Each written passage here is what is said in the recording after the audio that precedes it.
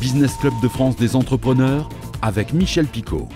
Bienvenue dans ce nouveau numéro du Business Club de France des entrepreneurs. On va parler aujourd'hui avec notre invité d'agritech ou comment la technologie permet de produire des aliments sains et de qualité grâce aux fermes verticales. On vous en dit plus dans un instant.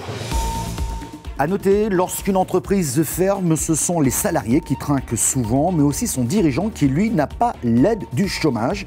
Et ce chiffre de patrons au chômage a progressé en 2024 par rapport à 2023 de 18%, soit près de 30 000 dirigeants au chômage, un chiffre important qui concerne surtout les TPE-PME. Il fait chaud dans le Gard, la ville de Nîmes est régulièrement la ville la plus chaude de France et ces fortes températures ont bien sûr un impact sur le monde agricole. La Chambre d'agriculture du Gard lance un programme de soutien avec la création de petits stockages d'eau remplis par les pluies d'hiver et du printemps. Ces petits bassins existent déjà notamment dans les Cévennes au nord du département. La Chambre d'agriculture travaille aussi sur la micro-irrigation. Et nous partons tout de suite dans le Gard pour retrouver notre invité, parler de ferme verticale. Nous sommes en compagnie de Pascal Thomas. Bonjour. Bonjour. Pascal Thomas, vous êtes basé à Rodillan, c'est tout près de Nîmes. On va commencer de manière un peu globale. Quelle est l'activité de Futur Gaïa, entreprise que vous avez fondée et que vous dirigez aujourd'hui? Alors, Futur Gaïa, c'est une start-up qui a été créée en 2019 et qui a comme objectif de concevoir et de produire des végétaux dans des fermes, ce qu'on appelle verticales. Alors, on le voit au travers un peu de l'image qui est derrière moi. C'est vraiment cette capacité à pouvoir utiliser non plus une surface, comme on a toujours utilisé en agriculture, mais un volume, et donc d'aller sur 2, 3, 4 étages. Donc là, on peut être sur là, typiquement 3 étages, et on va utiliser un volume et non plus une surface. Alors derrière vous, on voit une image de la ferme verticale de Tarascon dans les Bouches-du-Rhône, je crois bien. Mais ça ressemble à quoi finalement une ferme verticale? Ce que l'on va avoir dans une ferme verticale, ce sont ce que nous on appelle des univers de culture. Donc on va avoir des pièces dans lesquelles on va être capable de créer et de recréer des climats. Donc l'objectif, c'est de pouvoir dire, je veux créer un climat méditerranéen, le climat du sud-est asiatique, un climat d'une partie du monde particulière. Je vais mettre ça dans une pièce qui va faire, en gros, au sol, à peu près entre 150 et 200 mètres carrés, sur 7, 8, 9 mètres de haut. Et à partir de là, je vais mettre des systèmes de culture. Donc nous, nos systèmes de culture ont la particularité d'être des ronds, des cylindres, et on va faire pousser les plantes à l'intérieur de ces cylindres. Et comme objectif, c'est de les empiler les uns sur les autres pour justement utiliser cette hauteur, donc ce côté vertical, qui va faire qu'on va multiplier les mètres carrés. Chez nous, en gros, un mètre carré fait 9 mètres carrés. On multiplie à peu près par 9 la capacité que l'on a par rapport au mètre carré au sol. Alors si je comprends bien, dans ces cylindres, il y a de la terre, il y a un éclairage et si je comprends bien aussi, elles ont un peu d'eau ces plantes, non? Alors, en effet, on va avoir une lumière au centre. L'intérêt d'avoir cette lumière au centre, c'est le système va tourner 24 heures sur 24 autour d'une lumière qui est allumée ou éteinte en fonction de cycle jour-nuit. Ça va nous permettre d'avoir aussi quelque chose d'extrêmement efficace en termes de consommation énergétique. Pour en revenir dessus, le sujet de l'énergie est un véritable sujet dans une ferme verticale. Mais ça va nous permettre d'en économiser, d'en consommer beaucoup moins que dans d'autres systèmes. L'autre élément, c'est qu'en effet, on utilise de la terre. Alors, cette utilisation de la terre, on est quasiment un des seuls dans le monde aujourd'hui à faire de l'agriculture verticale utilisant de la terre. En général, on entend parler de ce qu'on appelle l'hydroponie, où là, les racines des plantes baignent dans de l'eau et un liquide nutritif. Nous, on a fait le choix, et un choix assez différent, c'est d'utiliser de la terre. Alors, pourquoi utiliser de la terre? C'est que ça nous permet de recréer des terroirs. Un des enjeux que l'on va avoir pour le futur, c'est la capacité à pouvoir dire, est-ce que je peux utiliser et recopier un terroir qui va me donner des caractéristiques? Alors, ça peut être du goût quand on parle d'alimentaire, ça peut être des molécules particulières quand on va parler de pharma, qui vont me permettre de justement m'assurer, via ce terroir, via cette terre que l'on va enrichir, d'avoir des éléments qui sont un peu particuliers. Et puis, on va irriguer la plante. Une plante a besoin d'être irriguée. La particularité, c'est qu'on va le faire à l'arrière des plantes, on va le faire dans ses racines, et on va mettre quelques gouttes à chaque passage de liquide nutritif qui correspond, alors nous on appelle ça une recette, donc on va définir quels sont les optimums, qui fait qu'on ne met que ce que la plante va être capable de consommer. Donc notre économie d'eau, c'est à peu près 20 fois, on divise par 20 la quantité d'eau que l'on va mettre pour obtenir le même résultat. Alors plusieurs questions se posent d'après ce que vous nous avez dit. Une solution qui permet donc aux producteurs de se protéger des aléas climatiques. Cette solution permet aussi de proposer, en fonction de la terre utilisée, hein, bien entendu, des produits de qualité. Elle permet aussi d'utiliser moins d'eau. Et ça, c'est une question qui se pose régulièrement dans votre département du Gard. Ce qu'il faut voir, c'est que c'est aujourd'hui, si on a des tomates qui sont fades quand on les achète en supermarché, c'est pas d'abord le système qui l'a produit qui en est responsable, c'est la génétique et la sélection génétique qui a été faite à l'origine. Il se trouve que pendant des décennies, ce qui a été fait, et il y a eu des recherches qui avaient été faites pour avoir des produits qui se conservent le plus longtemps possible sur un étalage de supermarché. Et on s'est rendu compte que certaines variétés ou certaines sélections résistaient mieux que d'autres. Et Mhm. petit à petit, on a travaillé non pas sur la modification génétique, mais de la sélection. On a sélectionné les variétés qui se conservaient mieux après la récolte et donc qui pouvaient rester jolies longtemps sur une étagère de supermarché. La nature s'est bien vengée parce que malheureusement, cette tomate-là ou ce fruit ou ce légume-là, bah, il contient beaucoup moins de vitamines, il a donc beaucoup moins de goût.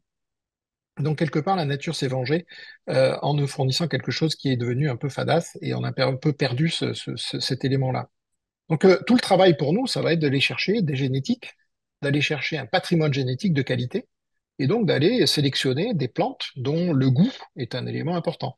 Mhm. Et ce dont on se rend compte, et c'est quelque chose, alors c'est difficile de le faire au travers des outils digitaux, mais quand on fait goûter aujourd'hui du basilic, parce on s'est pas mal spécialisé dans la production de basilic, on a des résultats qui sont totalement hors normes. On a fait des basilics type du basilic citron, enfin, c'est totalement étonnant. Enfin, vous avez vraiment un élément de surprise. C'est toujours intéressant de regarder la tête que font les gens quand ils ont goûté la première fois. Alors demain, je sais que les agriculteurs vont nourrir 68 millions de Français, pardon pour le raccourci, mais là on est dans l'agriculture de demain. Mais qui installe aujourd'hui des fermes verticales? Alors, dans les gens avec qui on discute, on a pas mal discuté avec le monde de l'alimentaire. Donc, on a commencé par ça, puisque mon objectif était vraiment d'aller aider le monde de l'agriculture et entre autres pour l'alimentaire. Et donc, on a discuté avec pas mal d'acteurs qui sont aujourd'hui des acteurs de ce monde-là. Donc, on a eu des discussions avec des grandes coopératives, on a discuté avec pas mal d'agriculteurs. On était présent jusqu'à présent, jusqu'à maintenant, au salon de l'agriculture. Donc, on a rencontré plein d'agriculteurs. On regarde beaucoup à l'étranger aussi. On a discuté avec pas mal de pays, entre autres au Moyen-Orient où là, les personnes avec qui on discute sont déjà des producteurs qui ont soit des serres, qui veulent rajouter des modèles de production de type vertical, parce qu'ils ont besoin d'aller sur d'autres types de production, de densifier un peu plus. Donc on voit que c'est plutôt un modèle là-dessus. Par contre, ce que l'on constate, c'est que on est de plus en plus, nous, sur un métier qui est en train d'évoluer en passant de l'alimentaire vers un modèle où on va aller chercher que nous, on va appeler des plantes rares ou des plantes complexes. Plantes complexes ou rares, je vais prendre un exemple assez concret, c'est l'arnica. L'arnica, on a tous utilisé à un moment ou à un autre une pommade à l'arnica. L'arnica, c'est une fleur qui pousse en moyenne montagne, essentiellement dans les Vosges en France. Et nous, on a été capable de produire de l'arnica, de comprendre comment la plante, quel est son cycle, et être capable de la reproduire. Donc là, on serait dans une logique de protection de la biodiversité. Il se trouve que depuis 2 ans, l'arnica est interdit de cueillette parce que le climat change, que le climat en changeant change le système je dirais, biologique de l'arnica, et on n'arrive plus on n'en récupère pas autant qu'on en avait. Et donc c'est un sujet pour nous d'aller plutôt, je dirais, faire des plantes qui, dans la nature, sont de plus en plus complexes à trouver. Alors vous, vous êtes spécialisé dans les cosmétiques, mais on peut imaginer que demain vous produisiez des plantes pour l'alimentation. Aujourd'hui, on travaille donc la ferme de Tarascon, qui était notre site à la fois pilote et industriel. Sa production part toutes les semaines à Rungis, chez le plus gros faiseur d'herbes aromatiques de France. Donc on livre toutes les semaines, on a fait plus de 100 livraisons. Donc toutes les semaines, on a une régularité qui est telle qu'on sait dire que c'est tel jour, c'est le mardi hein, chez nous. Toutes les semaines, on récolte depuis juillet 2021, donc ça commence à être on est assez bien rythmé là-dessus. Et ça partait à Rungis quand on s'agit de faire de l'alimentaire. Quand on commence à travailler avec de la cosmétique ou de la pharma, ben, ce sont des gens comme Shiseido, par exemple, avec qui on travaille, où on a pas mal de sujets de recherche sur des plantes plutôt rares ou des plantes que l'on ne trouve pas en Europe, qui sont des plantes lointaines et que Shiseido veut sécuriser et veut avoir la capacité, un, d'avoir une stabilité dans son sourcing. Donc, est-ce que je peux en avoir en permanence? Deux, est-ce que la plante que je récupère, elle a toujours les mêmes caractéristiques? Parce que ça, c'est un point important. Et le fait de ne pas avoir de variabilité sur le climat, ça peut être extrêmement important. Et puis, derrière, de dire, je veux une qualité de plante qui soit irréprochable. Donc ça, ce sont des acteurs avec qui on discute et avec qui on travaille aujourd'hui. Pour finir, vous rendez-vous compte que vous êtes une solution pour pouvoir nourrir la population?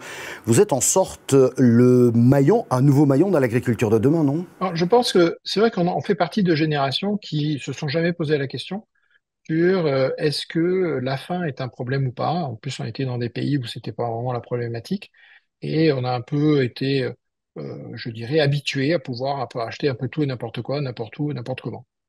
Euh, à la fois l'augmentation mondiale de la population, mais aussi les changements du climat et les conséquences du changement climatique vont faire que l'accès à la nourriture va être de plus en plus compliqué, y compris pour les pays occidentaux. Et ça, je pense que c'est une nouveauté qui n'est pas encore dans l'esprit de nos concitoyens, de se dire, mais est-ce que trouver à manger, au-delà du prix, hein, aujourd'hui, je pense que les gens se disent, bah, ça coûtera un peu plus cher. Non, il peut y avoir des logiques de pénurie. C'est arrivé en Angleterre l'année dernière, ou pour des conditions climatiques en Espagne ou au Maroc, plus des conditions économiques en Angleterre, bah, vous étiez limité sur le nombre de tomates ou de concombres que vous avez le droit d'acheter. Donc, le fait de pouvoir asseoir un peu plus la souveraineté de notre alimentation, devrait faire partie d'une priorité importante et devrait faire partie de sujets un peu plus régaliens. De même que voir comment on aide le monde agricole à passer ces étapes.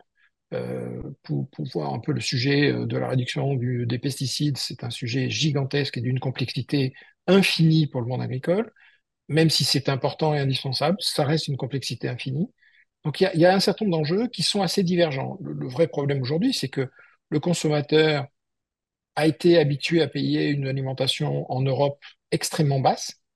Pour info, que ce soit en Asie ou essentiellement aux États-Unis, le même produit est entre 2 et 4 fois plus cher. Donc, il faut voir que acheter une salade aux États-Unis ou acheter une salade en France, c'est un rapport de 1 à 4. Donc, quand vous êtes dans ces sujets-là, le fait que on travaille sur une souveraineté va impliquer forcément des hausses de prix et que ces hausses de prix, il va falloir qu'elles soient acceptées, acceptables, mais on n'aura pas le choix si on veut avoir cette souveraineté. Merci beaucoup Pascal Thomas de nous avoir répondu depuis Rodillon, c'est tout près de Nîmes. Merci. Merci beaucoup d'avoir suivi cette émission du Business Club de France des entrepreneurs qui est visible une nouvelle fois si vous le souhaitez en replay vidéo sur le site internet de votre télévision locale. Vous pouvez également nous écouter dans la voiture par exemple en podcast audio ou encore sur quelques radios. Merci de votre fidélité et on se retrouve la semaine prochaine.